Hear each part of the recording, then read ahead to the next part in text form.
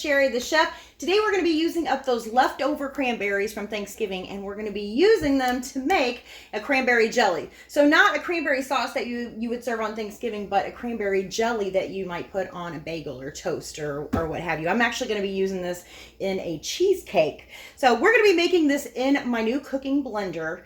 And that's right, I said cooking blender. If you've never heard of one, neither had I until they sent me one. And now I love it so much, I own 2 of them. So this thing does, I mean, you can use it as a regular blender, but what I love are the presets. So it makes things like almond milk, cashew milk. It makes nut butters. You can make cashew butter, almond butter, peanut butter.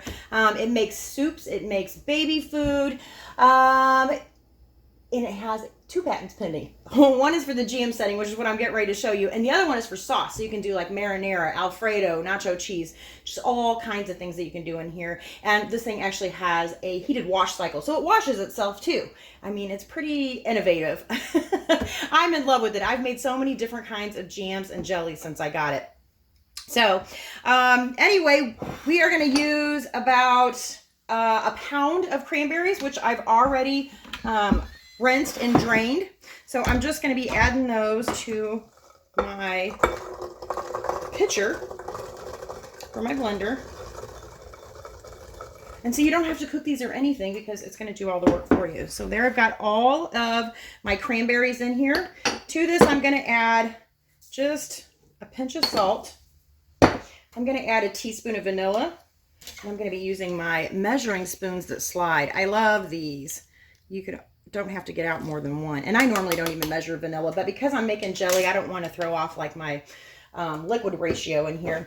And I would normally use the zest of an orange, but I didn't have any. So I have some dried orange peel that I'm using.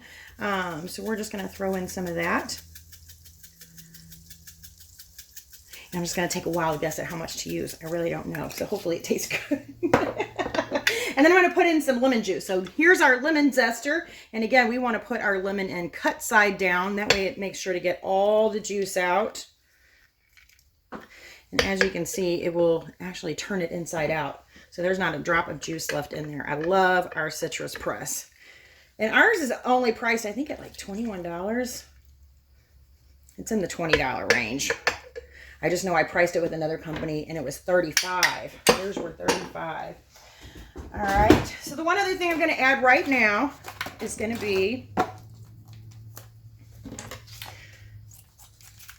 our Certo Premium Liquid. And you could use the regular pectin. I just happen to be using the liquid.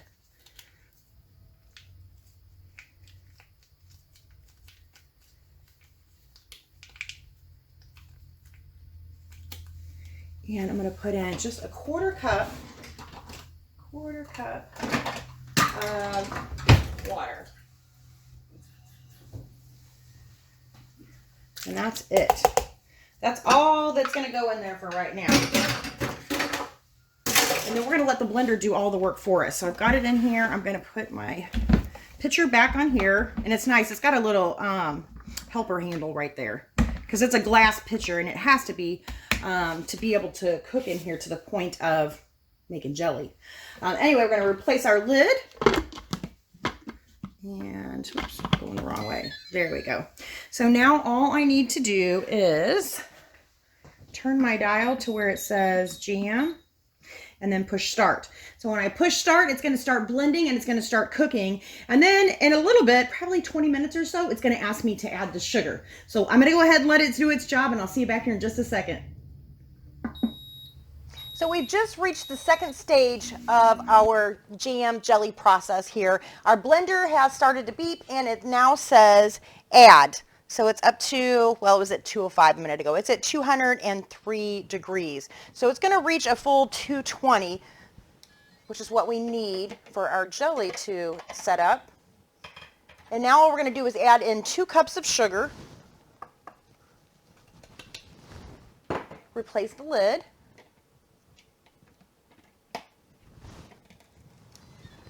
And then we're just going to push start again, and the blender is going to do the rest of the work for us.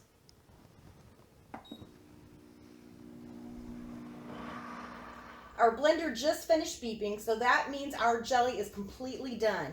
And I really thought I was going to need to run this through a mesh sleeve to get it to get the seeds out, but it did such a wonderful job, I think, of pretty much pulverizing everything that I don't think I'm going to have to do that. It looks really, really smooth.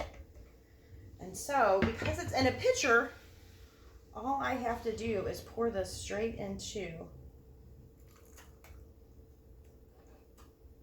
my jars. So I don't have to skim, I don't have to ladle. Just pouring it straight in my jars, and they are going to be ready for canning. And it looks like I have a little bit left, which is good. I have a little container over here. I'm going to be using some of this for a cheesecake. So we'll just put that right in. Looks like we need another one. Oh my gosh, it smells so good. Isn't the color so pretty? It is just perfect for the holidays. I would taste it, but it'll burn myself. But these are going to make really nice gifts for somebody. So anyway, I hope you enjoyed that. And of course, you can do this on the stovetop, but this blender makes it so much easier. All right, guys, don't forget to like and subscribe. See you next time.